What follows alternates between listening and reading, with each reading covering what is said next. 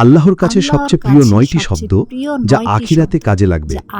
আপনি কি জানেন কিছু ছোট ছোট শব্দ আছে যা আল্লাহর কাছে এতটাই প্রিয় যে কিয়ামতের কঠিন দিনে সেগুলো আপনার মুক্তির কারণ হতে পারে? দুনিয়াতে হয়তো আমরা অসংখ্য কথা বলি, কিন্তু এই কয়েকটি বিশেষ শব্দ শুধু জবানকেই পবিত্র করে না, বরং আখিরাতে আপনার পাশে দাঁড়াবে ঢালের মতো। আজ আমরা জানব আল্লাহর কাছে সবচেয়ে প্রিয় সেই ৯টি শব্দ যা আপনার জন্য পরকালে কাজে লাগবে ইনশাআল্লাহ। তা হলো ১, আল্লাহ আমাকে মাফ করবেন। মানুষ যত বড় গুনাহি করুক না কেন, যদি আন্তরিকভাবে বলে আল্লাহ আমাকে মাফ করবেন, তবে তা তাওবার দরজা খোলার সূচনা হয়ে যায়। আল্লাহ বলেন, হে আমার বান্দারা, যারা নিজেদের উপর সীমা লঙ্ঘন করেছ, আল্লাহ রহমত থেকে নিরাশ হইও না, নিশ্চয়ই আল্লাহ সব গুনাহ ক্ষমা করে দেন। রাসূলুল্লাহ সাল্লাল্লাহু আলাইহি ওয়াসাল্লাম বলেছেন, যে ব্যক্তি তাওবা করে সে এমন যেন তার কোনো গুনাহই ছিল না। ২, আল্লাহু আকবার। আল্লাহু আকবার অর্থ আল্লাহই সবচেয়ে মহান। যখন মানুষে কথা বলে তখন তার অন্তর থেকে দুনিয়ার অহংকার, ভয় আর নির্ভরতা দূর হয়ে যায়। কোরআনে আল্লাহ বলেন, তোমার প্রভুর মহিমা ঘোষণা করো ও তার প্রশংসা করো।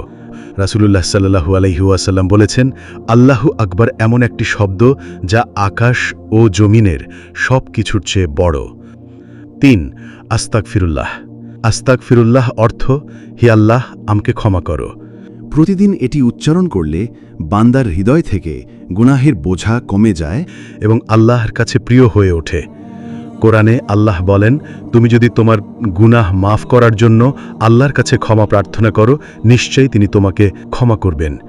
রাসূলুল্লাহ সাল্লাল্লাহু আলাইহি ওয়াসাল্লাম বলেছেন, যে ব্যক্তি দিনে কমপক্ষে ১০০ বার আস্তাগফিরুল্লাহ বলে, আল্লাহ তার সব গুনাহ মাফ করবেন।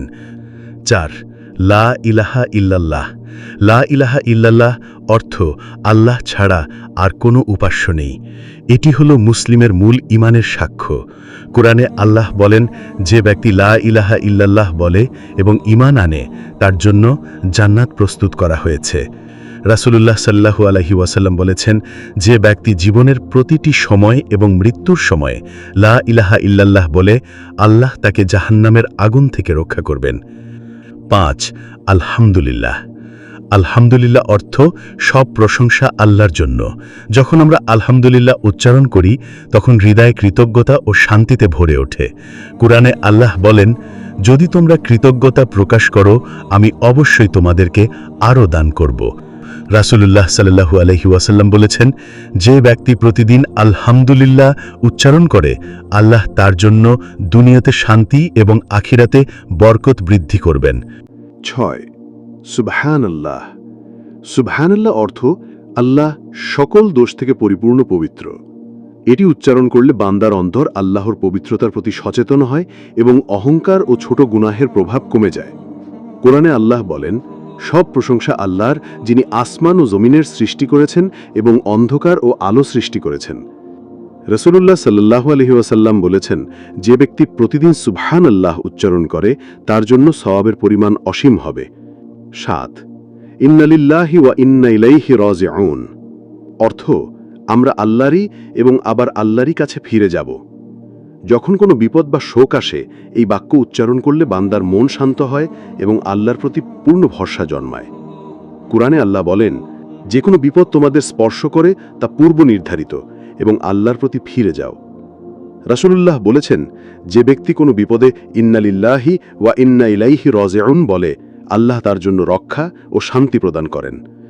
৮, হে আল্লাহ আমাকে জান্নাত দাও। এই প্রার্থনা হলো বান্দার আল্লাহর কাছে সরাসরি আকুল আবেদন, যার হৃদয় থেকে ওঠে।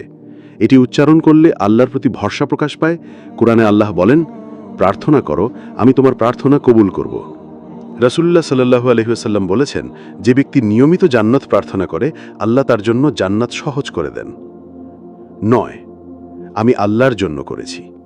আসল ইবাদত তখনই পূর্ণ হয় যখন বান্দা বলে, আমি এটা শুধু আল্লাহর জন্য করেছি। কোনো প্রশংসা, কোনো দুনিয়ার লোভ নয়, শুধু আল্লাহর সন্তুষ্টির জন্য। রাসূলুল্লাহ সাল্লাল্লাহু আলাইহি ওয়াসাল্লাম বলেছেন, আল্লাহ শুধু সেই আমল কবুল করেন যা তার সন্তুষ্টির জন্য করা হয়।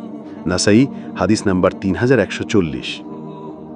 তাই যখন একজন মুমিন অন্তর থেকে বলে, আমি আল্লাহর জন্য করেছি, তখন তার প্রতিটি কাজ আল্লাহর কাছে মূল্যবান হয়ে যায়, যদিও সেটা মানুষের চোখে ছোট মনে হয়। আখিরাতের দিন আমাদের মুখ বন্ধ থাকবে, কিন্তু আমাদের শব্দ আর আমলগুলোই সাক্ষী দেবে। আজ আমরা যে আলহামদুলিল্লাহ, সুবহানাল্লাহ, আল্লাহু আকবার বলছি কিংবা যে দোয়া করছি, সেগুলোই আমাদের কিয়ামতের দিন আমাদের পক্ষে দাঁড়াবে।